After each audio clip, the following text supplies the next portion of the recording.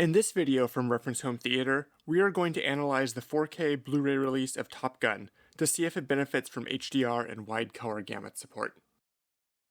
For our analysis, we are concerned about two things: peak nits and color gamut, which we inspect using the waveform and CIE chart shown here.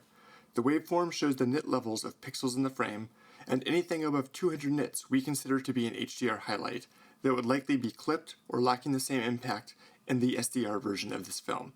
The CIE chart has two inner triangles. The Rec 2020 triangle shows all the colors that can be stored on a 4K Blu-ray disc, while the smaller Rec 709 triangle shows all the colors that are in SDR content. Pixels that fall outside the Rec 709 triangle are colors that you wouldn't see on the SDR version and a visible improvement on the 4K HDR Blu-ray. Early on in the film, we have a shot where the sun is directly ahead, the sort of thing that blinds you when you're driving a car. Looking at the waveform, we are only getting 250 to 300 nits from this sunspot, which isn't much brighter than watching in SDR. It certainly won't cause you to squint and look away as it would in real life, or if it had been 1,000 nits or more on the disc. While you don't want HDR to make watching a movie a strain on your eyes, having a quick shot like this that looks and feels more like real life is what HDR is meant to do. This shot has the blinds open and sunlight streaming in. The sunlight here only hits 200 nits, so effectively SDR, and there isn't extra visible detail compared to the SDR version.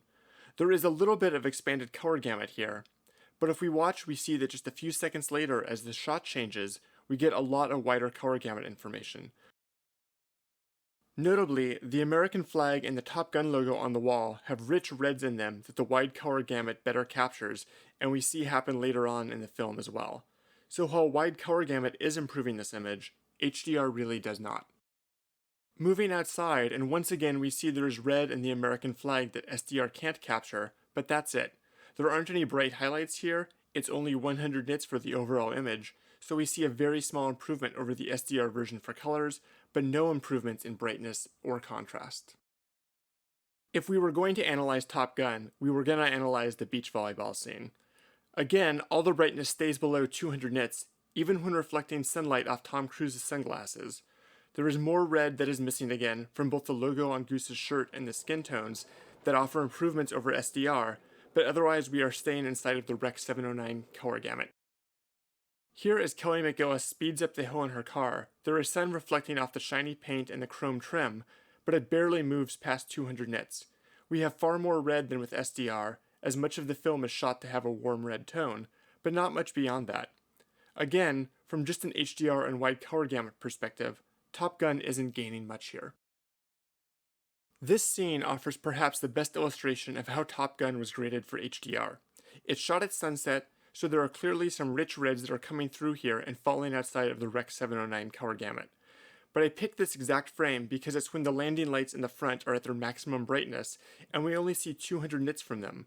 From prior reviews of HDR films, I know that driving highlights too bright can cause excess grain to show up and look bad, but I would think they could push this past 200 nits and avoid this issue.